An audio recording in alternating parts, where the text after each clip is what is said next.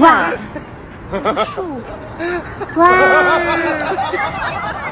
，In China, many places are entering the cold winter, but suddenly people see trees on the streets wearing sweaters. Adults and children are surprised and find it amusing. One content creator said that seeing the scene really makes them sad.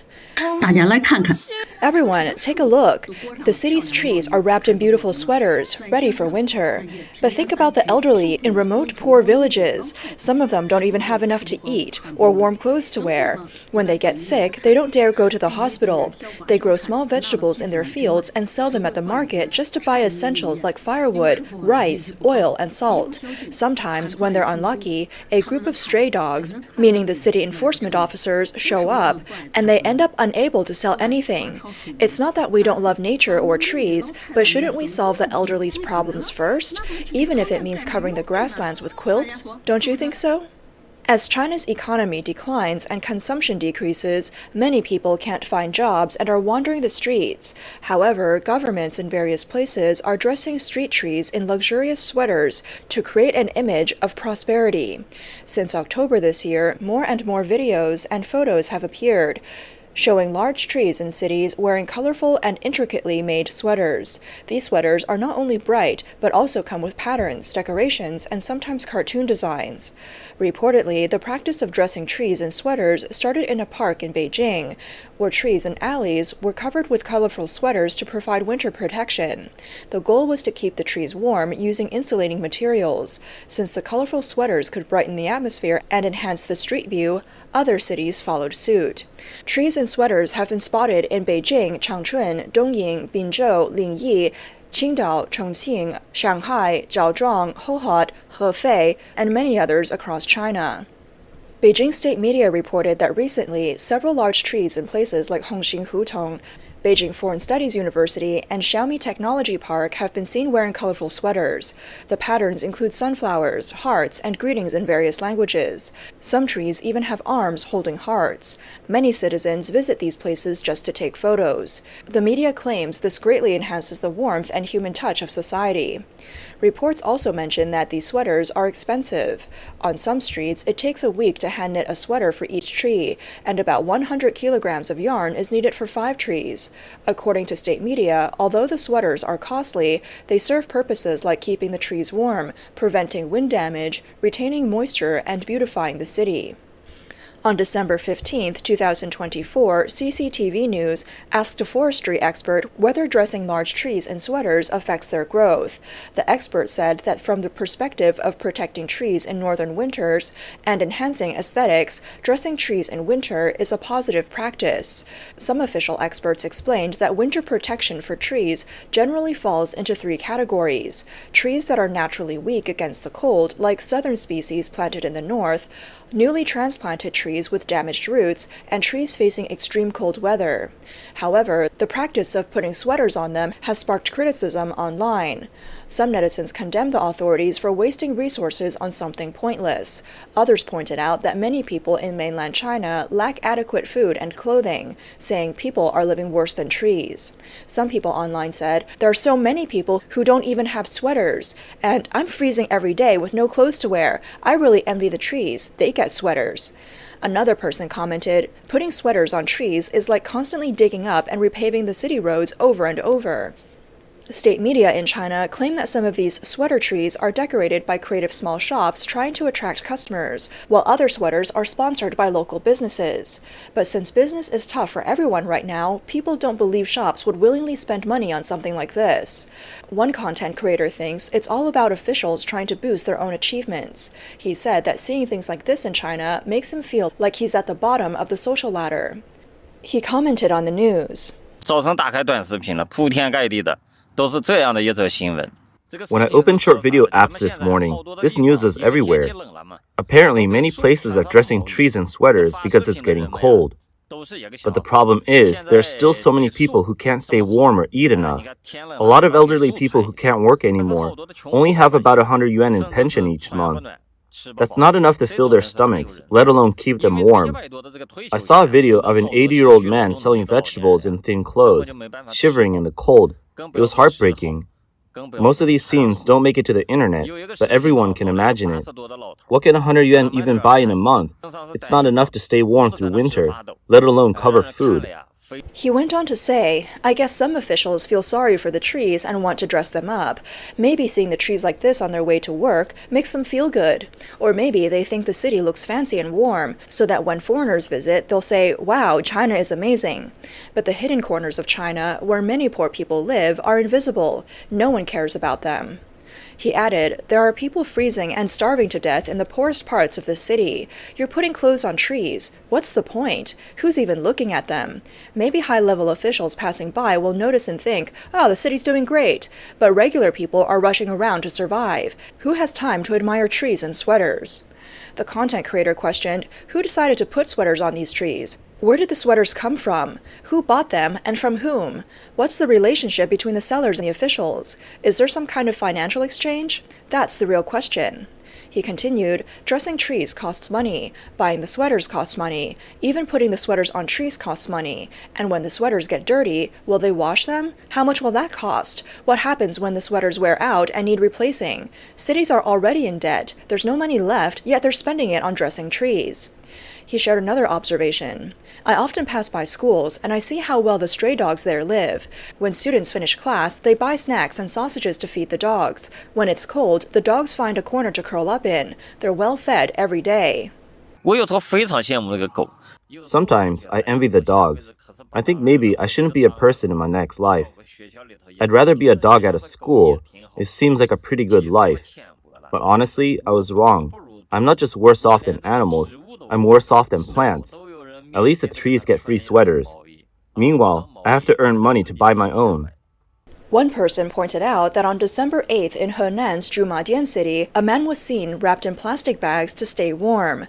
This was a stark contrast to the trees being dressed in sweaters. A lot of videos are circulating online showing scenes from Guangzhou, Shenzhen, Dongguan in Guangdong, and Jinhua in Zhejiang, as well as Kunshan in Jiangsu. These areas used to be manufacturing hubs, but now many workers can't find jobs and have been living on the streets for long periods. In Beijing and Shanghai, people are seen sheltering at train stations or sleeping in parks. There are even reports of people dying from hunger, but the authorities are trying to suppress the news. This summer in Longhua, Shenzhen, many people were sleeping on the ground at the bus station square. Some videos even showed children sleeping on the streets nearby.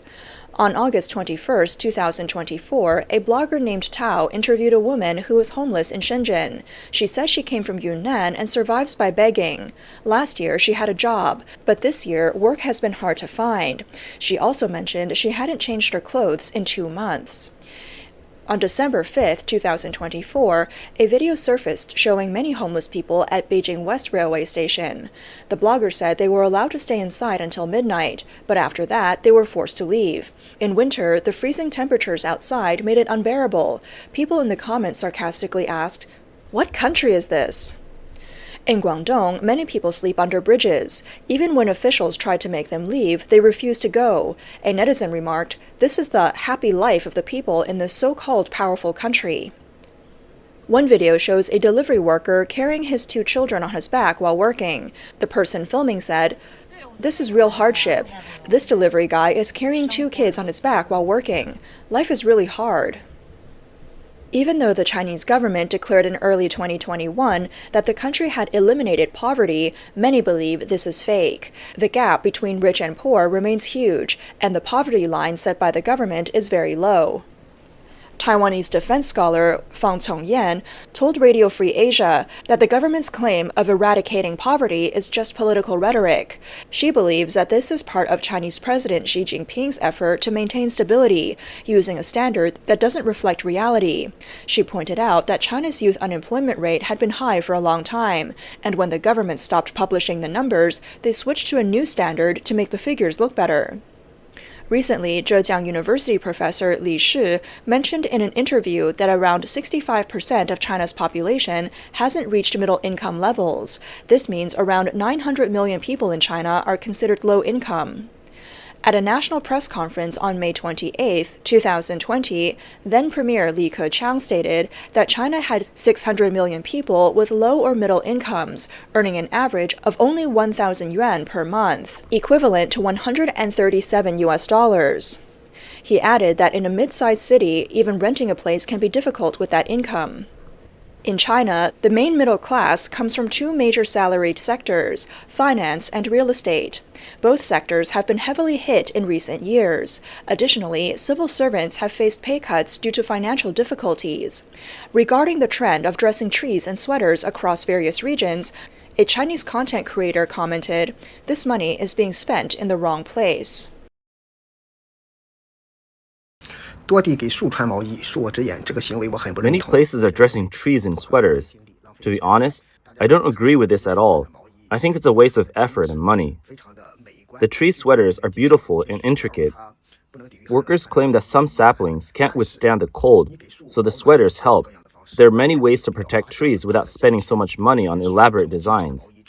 Meanwhile, children in mountain areas lack warm clothes, and homeless elders shiver in thin, worn-out garments. Why not prioritize public welfare instead of focusing on trees? This is a case of misplaced priorities. He emphasized that human life is the most valuable. We don't want trees to die, but even if the sweaters were simpler and cheaper, they would still serve the purpose. The money spent seems to be more about covering things up, trying to make everything look good on the surface. I hope the funds can be used where they're truly needed. In response to critics pointing out that Western countries also dress trees, the content creator replied, "Dressing trees in sweaters is wasteful. Don't bring up what Western countries do." He argued, people flooded the comments with photos of trees and sweaters from the US or decorated Christmas trees in the West. What's the logic here? I'm talking about helping poor people in China. Is that wrong? If Western countries waste money on trees, that's their problem. You can't justify the problems here by pointing out that others have similar issues. I only care about what's happening on this land. Don't distract me with comparisons. If someone else is doing something wrong, that doesn't make our mistakes acceptable. Adding to the irony, while ordinary people shiver in the cold, reports surfaced that the tomb of Chinese leader Xi Jinping's father has electric heating. This has drawn significant attention online. A 2016 report by Apple Daily noted that during the Qingming Festival, when Chinese pay respects to their ancestors, a visitor found that Xi Zhongxun's memorial had been expanded into a massive estate covering over 16 acres. The entire site, including the tomb and memorial, was equipped with electric heating systems. A company handling waterproofing for the memorial even publicly pledged loyalty to Xi Jinping, promising to ensure the site would never have leaks or issues again. Voice of America cited analysts saying that this was an attempt by local governments in Shanxi to curry favor with Xi Jinping. Some netizens linked this tree dressing phenomenon to history, recalling that the last time trees wore clothes was over 1,000 years ago, during the reign of Emperor Yang of the Sui dynasty. Emperor Yang famously adorned trees with silk. This historical parallel sparked online's warning, a sign of downfall. Emperor Yang of the Sui dynasty, Yang Guang, was born in 569 and died in 618.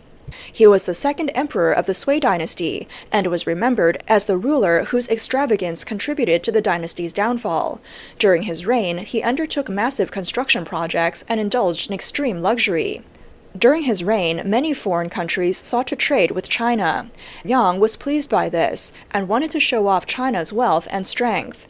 Every year during the first month of the lunar calendar, when foreign leaders and merchants gathered in the capital, he ordered grand performances and entertainment along the streets, stretching for 8 miles. When merchants from western regions came to trade, Emperor Yang had the city decorated lavishly. Even vegetable stalls were laid with fine dragon hair mats, and trees along the streets were wrapped in silk. Restaurant owners were instructed to treat foreign visitors warmly, offering them free meals and drinks. Chinese merchants would proudly tell the foreigners, "China is vast and rich. Here, food and drink are always free." But when visitors saw silk wrapped around the trees, they asked, "Your country still has poor people who don't have enough clothes. Why not use this silk to make clothing for them?" The local merchants were embarrassed and had no answer. Not long after, the Sui dynasty fell.